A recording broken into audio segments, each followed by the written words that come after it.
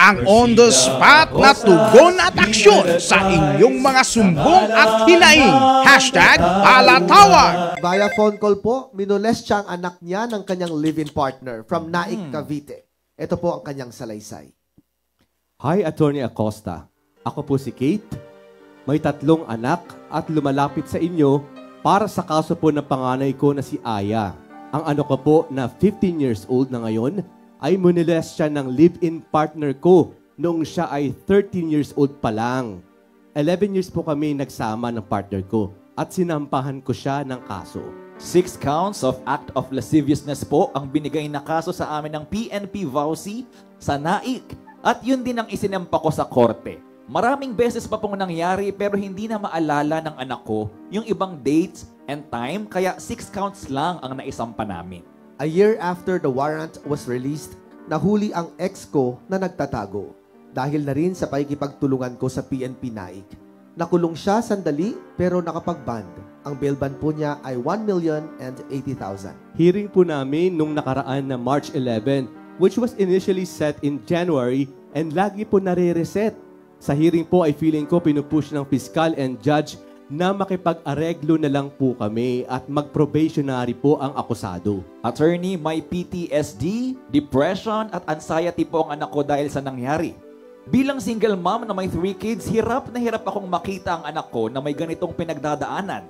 Pinipilit ko na ipagpatuloy ang therapy session niya kahit gipit ako dahil 3 silang magkakapatid na nasa pangangalaga ko. Naging suicidal din po kasi siya at madalas nag-iisip ako kung papasok ba sa trabaho o babantayan na muna siya. Ang hirap po. Wala kaming gusto kundi managot siya sa batas sa mga kasalanan niya. Hustisya po ang gusto ko para sa anak ko. Tulungan niyo po kami. Maraming salamat po. Ma'am Kate, nandiyan ka po ba sa linya? Via phone po si Ma'am Kate. Hello, Ma'am Ma'am Kate. Kate, hello. Ma'am Hello, Kate. good afternoon po, attorney. Ma'am Magandang Kate. hapon po. Ma'am Kate, ikaw may nagtatrabaho ka ba? May trabaho ka? Meron po, kailangan po eh. Oo nga. Ang tanong ko, saan ka ba nagtatrabaho? Sa BPO po. Call Okay. center. Ganito. Ang kinaso mo lamang ay acts of lasciviousness. 6 counts. Punishable by prison correctional. Okay? Ang alam ko, pwedeng ma-probation yan, no? Pero 6 counts, so ilang 6. taon yan? 6 months and 1 day to 6 years if. Yung acts of lasciviousness. Okay. So, ang punto dyan, makakapag-probation niya kung papayag ka, sa totoo lang. Pero dapat makunbik. Makunbik. Opo. Oo. Pero kung makikipag-areglo ka, nakarapatan mo naman, babayaran ng danyos yung anak mo, decision mo yon, hindi kami. Ganon okay? Kung ilalaban mo naman, okay din sa akin, ilaban mo. Dahil galit ako sa rapist, saka sa nagmumolestya ng bata. Galit talaga ako dun Sa totoo lang. Ikaw ba'y may asawa ngayon o wala? Wala po, attorney. Huwag ka nang mag-boyfriend kasi mahirap yung mga anak na babae ang maiiwan sa stepfather. Totoo po. Oo. Ngayon, ikaw ang magdidesisyon dyan.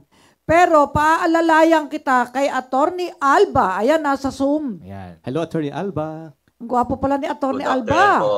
Hi, Edison. Good afternoon po, Chief. Bibigay namin Good number afternoon, sa'yo ni Kate. Tulungan mo, alalayan nyo, ha? Yes po. Pwede No naman problem tayo po, sa Chief. biktima. Pwede tayo sa ausado. Alam mo Yes. naman yon.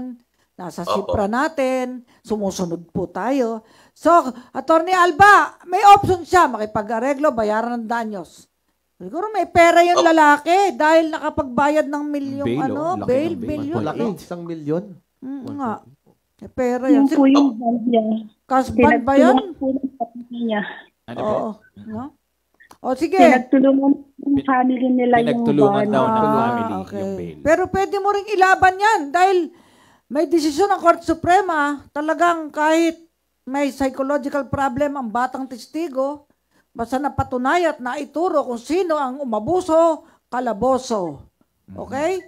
Attorney Alba, alalayan mo si Kate ha. Ikaw ba may asawa No na? problem po, Chief. Attorney Meron Alba, po. huwag mong liligawan si Kate ha.